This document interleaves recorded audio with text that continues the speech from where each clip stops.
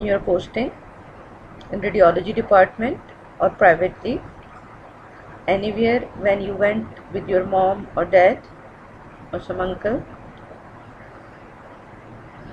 how beautifully the images are displayed on the screen, and there is no pain in the procedure. Basically, the ultrasound is a non-invasive procedure and it is operator dependent. There is no radiation or harm in it, so it can be done in the pregnant female, which is called fetal well-being ultrasound.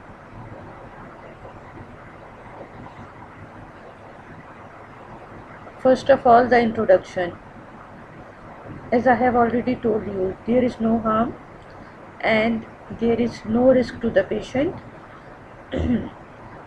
It is least expensive than the other procedures or investigations like CT, MR, and it is portable. Sometimes when it is needed in the ICU or emergency departments, we can go and do the portable ultrasound at bedside.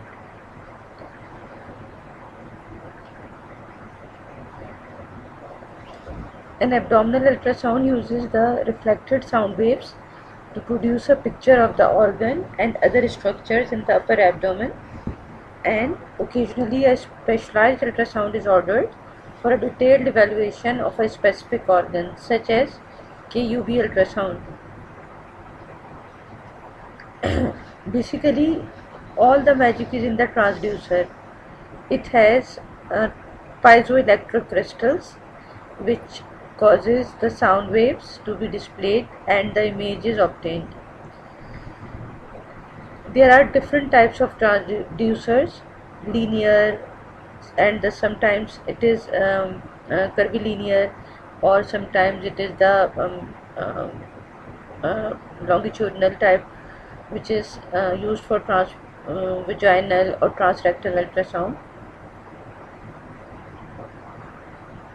We can also do B scan, which is the orbital scan by the ultrasound.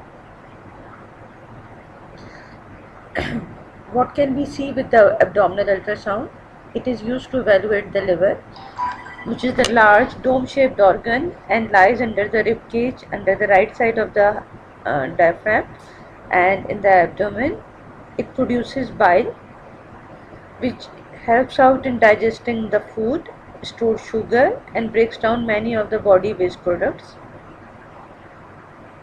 This is the picture of the ultrasonographic image of the liver. You can see this is the white line is diaphragm, and this structure is the liver. You can see these intrahepatic biliary channels, portal triad. So this is the right lobe of the liver.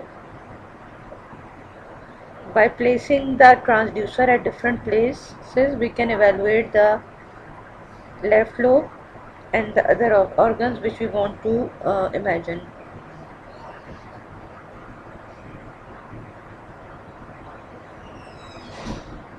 Abdominal ultrasound can evaluate the gallbladder also, which is a sac-like organ beneath the liver. It stores the bile and helps in digestion, especially helping in the absorption of the fat-soluble vitamins. Usually we ask the patient to come NPO, means fasting, at least for 8 to 10 hours, so that we can evaluate the gallbladder clearly. Otherwise it can be seen as a contracted structure when patient has taken the meal. You can see this is the gallbladder, and you can see this thing. This is the neck.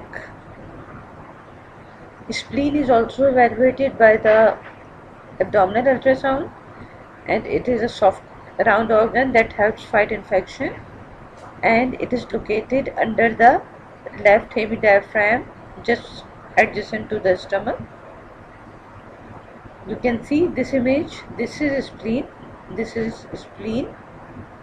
These white things are different bowel shadows. There are multiple artifacts also seen due to ribs, due to the bowel gas shadows, and the abdominal fat, fluid, etc. Pancreas. Pancreas is also evaluated by the upper abdominal ultrasound. It basically helps to digest the food, and the enzymes are released into the intestine, and its main function is to release the insulin into the bloodstream, which helps out in utilizing the sugar of the for the energy. You can see this thing is pancreas. This thing is going. This is pancreas. This is the CVD. Then kidneys, which are also evaluated by the abdominal ultrasound, and they are bean shaped organs and lies retroperitoneally. We can also do the ultrasound of different vascular structures like Doppler of carotid, Doppler of renal, and Doppler of iliac vessels. In fetus, we can do the fetal middle cerebral artery Doppler ultrasound. So Doppler imaging looks at the artery, and we can get the image and trace the pattern of the blood flow. Like in this thing, this is the lumen of an artery. We put flow into it. This is red, it is artery, and the parameter is set here. We can see the pattern of the flow. We can see this duplex waveform pattern, okay, in the how the waveform is formed. If there is any difference seen in the pattern of this waveform, we can identify the pathology. This is a healthy artery, and the flow is smooth and all in the same direction. This thing. But if there is some luminal narrowing, some atherosclerotic plaques, or some other pathology in the intima, we can evaluate it. This is the imaging of the liver. This is, you can see the liver parenchyma. The terminology which we use in the ultrasound is echogenicity. It can be isoechoic if it seems like the liver parenchyma. You can see this thing, gray. If it is less than that, it is hypoechoic, and if it is brighter than that, like white, it is hyperechoic. So there is a well-defined hypoechoic or cystic area seen in the liver in the right lobe, and it is simple hepatic cyst. Hepatic cyst. Again, hepatic cyst. But in this cyst, you can see some echogenic foci, this thing, within the lumen. So, this can be an infected cyst. When you see some echogenic foci or debris, this can be an infected cyst. Hydrated cyst. It can be a well-defined structure with some echogenic material and a thick wall. So it can be the daughter cyst inside, and it is a case of hydrated cyst seen by the ultrasonography. Then some neoplastic lesion. Usually the benign lesions are well defined, and the neoplastic lesions are ill defined or infiltrative in appearance. You can see this thing, it has lobulated appearance, and it is infiltrating into the adjacent liver parenchyma. So we put some flow into it, Doppler flow, and you can see this pattern, blue and red and some sort of orange, so it shows the vascularity. Then hepatocellular carcinoma, it can also be seen by the ultrasound. So it shows some irregular wall and heterogeneous pattern. Then cirrhosis. As you know, the cirrhosis causes the liver to shrink and forms different nodules. So the margins of the liver are nodular and irregular. The whole liver is shrunken and nodular with irregularities at its margin. This is a known case of cirrhosis of the liver. Then this is the view of a gallbladder, which shows multiple calculi along its base. You can see every solid thing sinks at its base. So these are multiple calculi of varying sizes which are giving this. You can see they are creating some posterior acoustic shadowing, and this is called posterior acoustic shadowing, and they are at the base of gallbladder. So this is a case of cholelithiasis. Again a case of cholelithiasis. In the previous image they were multiple, and in this image there is single calculus. Then abscess. Liver abscess can be of different type. It can show a large necrotic material within it which appears as hypoechoic, and if it is not if it is organized, then it will show some solid component also which appears at heterogeneous. Heterogeneous means a mixed pattern, like some hypoechoic, some echogenic. So this is the liquefied pattern of the abscess, and this is all abscess cavity which is occupying the right lobe of the liver and showing heterogeneous pattern with liquid center. This thing, if we would put some needle into the liver, we can only aspirate this liquefied part. We cannot aspirate the thing from this portion of the liver. Then pancreatitis.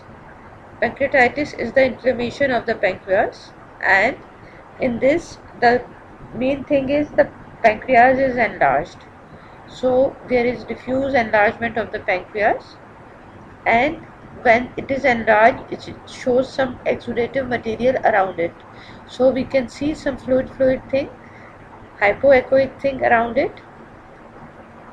So, and there are some complications of the pancreatitis, like phlegmon formation, which can be seen adjacent to it if there is some necrotic material, or some internal necrosis can be also be seen, but CT is the better modality.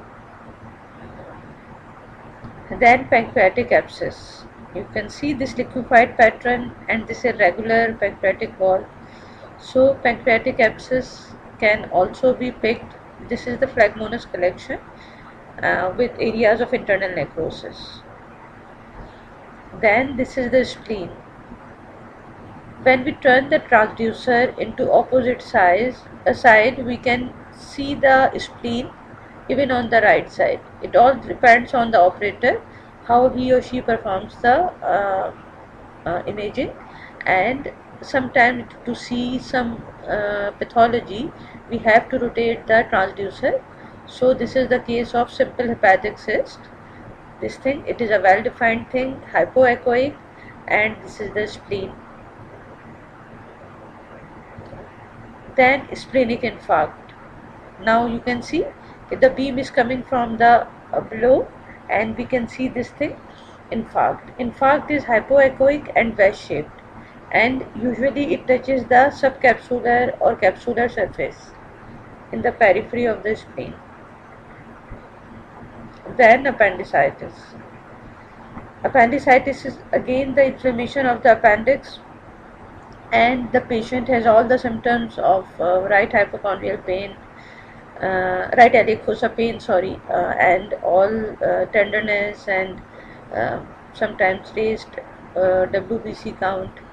So in the ultrasound we can see a tubular organ which shows the inflamed appendix. Normally we are unable to see it by the ultrasound, and it shows we have to measure the wall. The wall thickness is more than 3 mm or 4 mm, and the length of the appendix is more than 1 cm, then we label it as a appendicitis case. Sometimes we can see periappendiceal fluid, or sometimes if the appendix ruptures, we can see some periappendiceal collection, or sometimes we can see the appendiculate, which is the cause of one of the cause of the appendicitis. Then sometimes we can see strangulation of the bowel. It can occur in some cases of hernias, internal hernias or external hernias. There is invagination of the bowel loop into this defect, and the rest of the bowel might be infarcted, means that the blood supply is compromised, and we have to put the Doppler flow to see the image of the rest of the bowel. Hernia, we can also see the defect in the anterior abdominal wall or within the adjacent inguinal regions, etc., to see for the hernias also. Hernias can be internal or external. Then this thing, fluid is white, black. I have told you earlier, it is hypoechoic blood. If it is seen in the peritoneum or abdomen, it is hyperechoic like this. But this is not the blood, these are the bowel loops which are seen dispersed in the large ascites, means fluid in the peritoneal cavity. So this is the large ascites, and these are the different echogenic bowel loops. Then if we are evaluating the kidneys, then you can see this is the capsule of the kidney, beautifully seen, and these are the pelvic calyceal system, basically calyces of the kidney, and this is the renal fat area, hilum of the kidney. So you can see these are dilated, prominent. So this is a case of hydronephrosis. Calculi appear as echogenic foci. As I have already told you in the chorelithiasis, they are rounded or some can adopt any pattern, and they give posterior acoustic shadowing. These lines are called posterior acoustic shadowing. This is the cortex, this is the medulla. You can see this is calculus and causing posterior acoustic shadowing. So this is a case of nephrolithiasis. Then pyelonephritis. Sometimes the infection in the kidney can cause prominence of the pelvic calyceal system, and sometimes there is loss of corticomedullary distinction with dilated fluid-filled renal pelvic calyceal system, and the nephrons and the calyces, which can contain some debris within it due to infection. Then bladder calculus. As I have already told you, the calculi settle in the bottom or in the base. So this is the base of the urinary bladder. You can see this is the shape of the urinary bladder with urine within it, and this is causing again posterior acoustic shadowing and also thickening of the adjacent bladder wall with irregularity. So calculus in the urinary bladder. Then you can see this is the ultrasound of the urinary bladder. This is completely the urinary bladder, and there is some soft tissue density area, soft tissue echogenicity area, mixed density. This is the soft tissue echogenicity, and you can see it is arising from the posterior wall of the urinary bladder on the left, and it is projecting within the lumen, and patient might have the symptoms of hematuria. So even ultrasound is so important tool giving the preliminary diagnosis, although we have to do the CT or MRI and other cystoscopy to take the biopsy for the patient, but this is the first clue, because this is the baseline investigation which is not giving any harm to the patient. Then hydrocele. Testicular ultrasound, you can see this is the testis, but in the scrotum there is so much fluid collection, which is called hydrocele. Now CT of the abdomen. What is the intended learning outcome? Basically, the student should learn at the end of this lecture some cross-sectional CT anatomy of the abdomen and the pathology. As I have already told you, this is the transverse scan. Basically, all of you have done your postings in the radiology, and I have given so much emphasis in the planes because this is the imaging, cross-sectional imaging.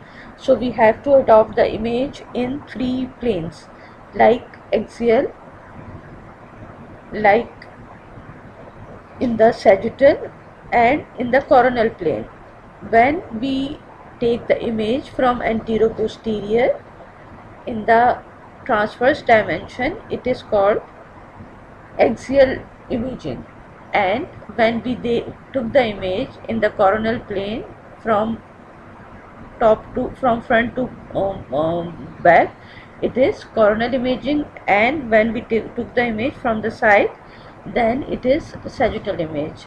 It can be we have to set the window level and window width in the CT, and the slice thickness is also set by our technician, and usually we patient to patient it might be varied. Like in cases of pancreatic protocol, we took 5 mm or 3 mm slices, and slice thickness is 3 mm or 5 mm, and sometimes we set it into 10 mm or 5 mm pattern in normal other imaging of the abdomen.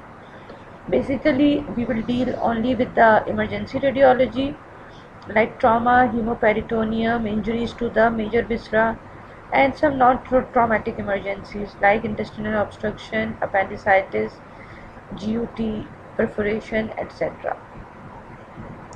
We also deal with the ascites and peritonitis. Now, first of all, the CT scan of the upper abdomen. Excuse me. Now you have to identify this is the axial image, post contrast. Why I am saying post contrast? Because you can see the contrast white thing in the aorta. This is the vertebral body, these are the posterior bony elements, and these are the ribs. You can see the terminology which we use in the CT scanning is the density. As we measure different things in the different Hounsfield unit, we have to give isodense, hypodense or hyperdense terminologies. So in this case, we can see this heart, this is the heart portion of the some portion of the heart, and this is the liver, and normally it should have attenuation like this, but we can see there is a linear hypodense area is going from this surface of the liver up to this surface, and it is extending up to the capsule also. So this is a liver laceration, and we grade it differently in the whether this is grade 1, 2, 3 or 4. So you don't have to go into the so much detail, but this is the liver laceration. Patient has motor vehicle accident. Then this is the liver, normal liver, this is the spleen, this is the stomach with air fluid level, normal pattern, but we cannot see this thing fluid around the liver, it is abnormal, it shows there is some ascites. Then there is some air, specks of air outside the ribs, and the lateral abdominal wall is so much thickened, the muscles are so much thickened, so definitely this is a case of trauma.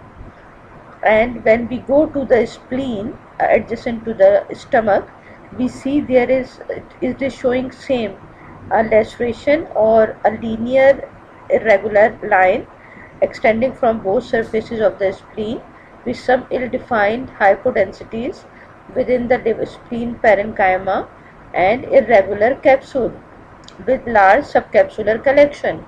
So this is a case of splenic trauma, splenic injury. Then this is the liver, This is the left lobe, this is the right lobe, this is the stomach, and these are the kidneys. This is the aorta giving its branch. This is the pancreas. So there is irregular hypotenuse line which is going from the body of the spleen up to its duct but not injuring it. So it is again a case of spleen. This a case of pancreatic injury, pancreatic laceration. This is the large bowel loop. Renal injury. You can see there is a laceration going from the kidney from its outer surface with a large some perinephric hematoma, and so it is crossing the midline and going to the other surface, but the pedicle is preserved, means the renal artery is showing some attenuation and the rest of the kidney tissue is also showing attenuation. Attenuation means it is enhancing with the contrast. While this area is non enhancing, so it means this area is dead, but the rest of the renal parenchyma is well preserved, and this is the large subcapsular hematoma. Then this is again large pancreatic laceration with peripancreatic hematoma, and this is ascites. Then this is the gallbladder. You can see the gallbladder wall is thickened. This echogenic, this hyperdense line is the mucosa of the gallbladder, and there is a large collection into it. This is a case of cholecystitis, and it is causing inflammation and adjacent fluid with there is also ascites seen.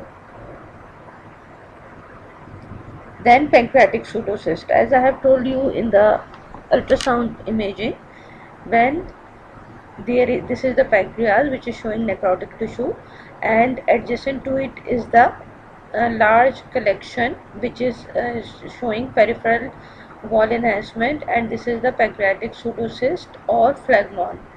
So pancreatic large pseudocyst resulting from the central pancreatic necrosis. Then cholelithiasis. It can be, you can see this laminated calculus in the gallbladder. Then you can see this thing, there is some this side of the kidney, you can see it is normal, and this side the pelvic calyceal system is so much dilated, basically the renal pelvis, this thing, and you can see also the dilated pancreatic duct here, you can see. So there might be, when we see the further image, it might be the case of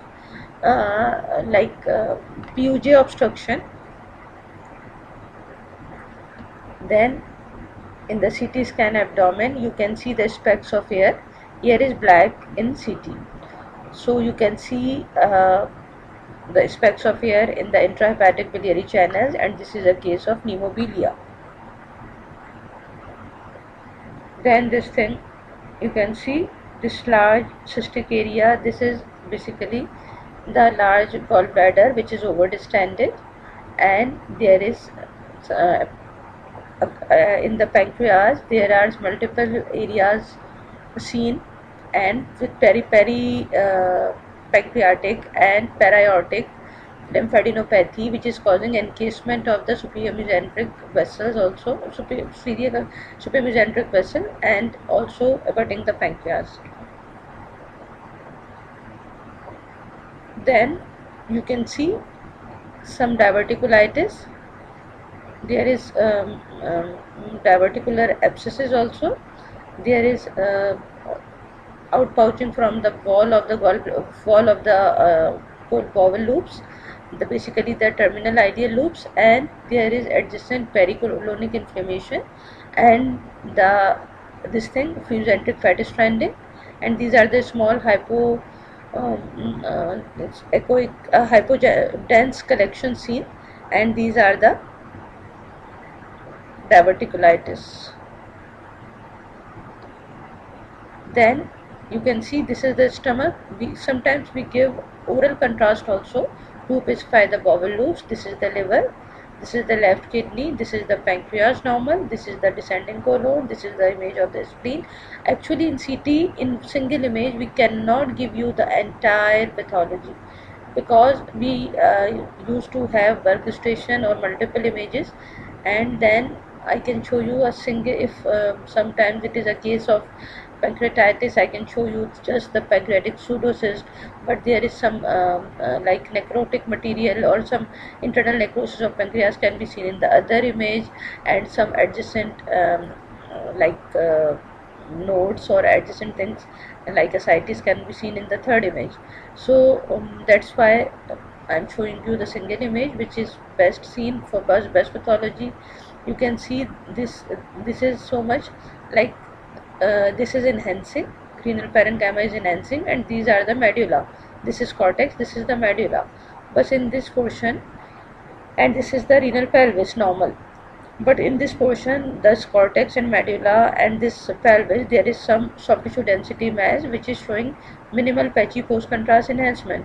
So this might be some renal cell carcinoma. Then bladder, and you can see some growth from the base of the urinary bladder, which is projecting intraluminally into the bladder and causing some obstruction. So this is the case of bladder carcinoma. Then again a case of diverticulitis, outpouchings, much better image, and you can see peri-diverticular fat stranding and this thing, mesenteric fat stranding, and these are the small abscess formation with air fluid level. Then ulcerative colitis, as you all have been shown previously in the previous some X-ray imaging. Okay, there is a hostile pattern and the lead pipe appearance. So this is the CT scan of the pelvis, and it is showing this rectum, and this is the sigmoid, and it is showing thick wall. It is showing thick wall, but the entire colon is ahostral, and it is showing some outpouching also, which is called pseudodiverticuli, this thing, outpouchings. So this is a case of ulcerative colitis. There is so much inflammatory standing seen. Then Crohn disease.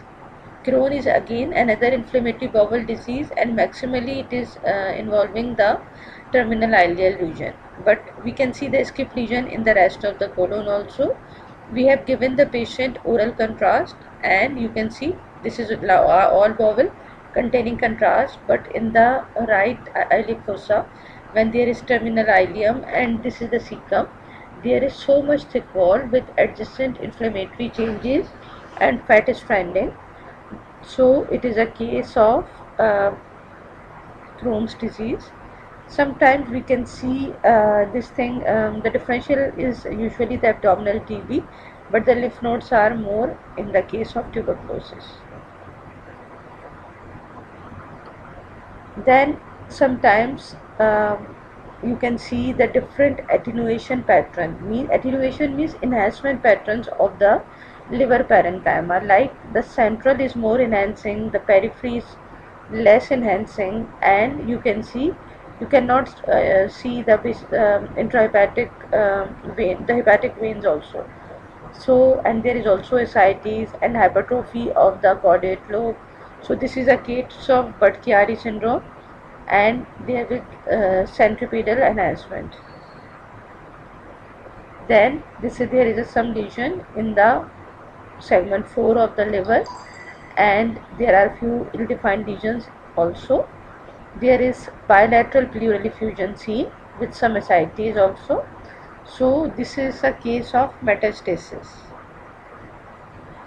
Then this is again a CT scan of the abdomen, and you can see this is the heart. You can see these are the vessels. This is the descending aorta, and you can see this is the gastroesophageal junction. It is so much thickened, and it has lost its fat planes with the adjacent pericardium. and the aortoesophageal interface is more than 90 degrees, means okay, it is going beyond the this line, 90-degree line of aorta. So this is a case of carcinoma of the esophagus. Then again CT scan of the liver, and it is showing a well-defined cystic area with multiple internal septations. This thing and daughter cyst. This is a case of hydatid cyst of the liver. Then abscess. There is thick-walled hypodense structure with enhancing peripheral wall, and this is a case of liver abscess. Then again the hydatid cyst. It can be single, it can be multiple with internal daughter cyst, and this is a case of hydatid cyst of the liver. Then lymphoma. Lymphoma appears as multiple hypodense deposits in different organs with hepatosplenomegaly. So you can see different sizes, deposits of different sizes in the spleen, which is also enlarged, and you can see these are the enlarged lymph nodes which are causing engagement of the superior mesenteric vessels, branches of the aorta, and you can see this is the part of the IVC. You can see so large nodal mass with hypodense deposits in the spleen, case of lymphoma. Then again CT scan of the liver in triphasic pattern is a very good tool for the detection of the HCC, hepatocellular carcinoma. These are showing usually the arterial enhancement in the arterial phase and the washout in the portovenous and delayed phases.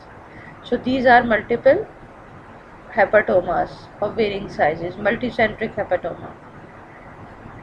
Then you can see next image, the nodular liver. This is the ascites. You can see multiple areas. Then again some retroperitoneal mass, large retroperitoneal mass, and it is causing significant compression over the left kidney, left renal vein, and left renal artery also, and also causing compression over the adjacent bowel loops and the pancreas also. So retroperitoneal mass, which can be a sarcoma. Then there is a soft tissue density mass arising from the upper pole of the left kidney, which is showing mixed attenuation, means sometimes it is in the internal areas it is showing hypoattenuation, and there is patchy post contrast enhancement, so it is causing significant displacement of the adjacent organs, and there is a hypodense area seen in the left renal artery also, which is showing a tumor thrombus. So it is a case of renal cell carcinoma. Again renal cell carcinoma. Then sometimes we can use different types of windows in the CT to evaluate the different structures. Like if I am seeing I want to evaluate the abdominal structures like liver, spleen, bowel, I would adopt or go to the soft tissue window. Sorry, if I want to evaluate the lung, then I don't have to go to the soft tissue window. I have to change the window to the lung window, which is just a single click. And if I want to evaluate the bones, because in cases of trauma it is very important to evaluate the bone also, because there are so many hidden fractures which are not clarified by the x-ray, or due to the condition of the patient, no doctor is so much concerned about that fracture, which later on, if healed, cause some deformity or trouble to the patient with deformities. So it is important to go to the bone window. Like in this case, we can see the fracture of the iliac bone. You can see the linear displaced fracture of the iliac bone also, and there is also fracture of the sacral ala. So later on, this patient might have some obstruction, some walking problem, plus the neural foramina can be impinged, so nerve problem can also occur. Now some special investigation regarding we usually just want to discuss few things because it is too much it is so lengthy. Like hepatobiliary system, if we want to evaluate by the nuclear scanning, we have to do the high dye scan, which is usually the 99M technetium. And basically this is the high dye scan. And usually in cases of biliary atresia, we can demonstrate good hepatic uptake with no evidence of excretion into the bowel at 24 hours. And pre-treatment means pre-scan phenobarb is very important. So it stimulates the hepatic enzymes. And false negative study in a patient helpful to minimize the possibility of a false negative study in a patient with patent biliary system but poor excretion. So you cannot see any excretion into the duodenum, but the hepatic uptake is increased simultaneously. I cannot show you the previous image because so much images cannot be displayed in a PPT. And we used to do Meckel's scan for the diverticulum, etc. So you don't need to go into that much detail. Then MRCP. In MRI, we don't do MRI abdomen in our setup like in JPMC because there are few reasons. We cannot stop the gut motility like in cardiac imaging or in the chest imaging. We used to do CT because it can be done in a single breath hold. But MRI chest or MRI abdomen cannot be done. Can be done, but we don't have that much protocol because of few things, like we have to pre-medicate the patient with glucagon, which is expensive and sometimes not available, and it is quite lengthy procedure with so much patience required by the patient, and there are so much artifacts because of the bowel movement, which is not under the self control of the patient. We can reduce it by giving Buscopan and some like glucagon type of drugs, but these drugs cannot be available so easily or cannot be purchased, and it is quite lengthy. So many of the needed patients of some tumor of the a tumor of the brain or tumor of the spine or other things can be missed. So if we will try to do the MRI of the entire abdomen, so we just do the MRCP, which is magnetic resonance cholangiography, cholangiopancreatography basically. So we will take only the heavily T2 images, and any pathology of the biliary system is well defined. Usually you can see the gallbladder, you can see this thing, the CBD, you can see the right and left hepatic ducts, and it is all like so much beautifully imagined, and they are well evaluated. Sometimes we can see this, there is abrupt cutoff in the distal part of the CBD, so due to codilithiasis we can see the nodular pattern, we can see the calculi in the gallbladder lumen, and so much stricture, basically strictures, neoplasm, pancreatic pathology, congenital anomalies. We can do the MRCP easily, and we used to ask the patient just to have a pineapple juice before the scan, and we do it. No contrast is needed in the MRCP examination. So this is some brief review of the same, again the pathology. You can see the dilated CBD and all that. So this is all about the MRCP, and I think these were difficult to grasp in a single lecture or something, but I have tried to cover it simply and in a formative way. So just read it, and I think you will be better able to understand these things. Okay, Allah Hafiz.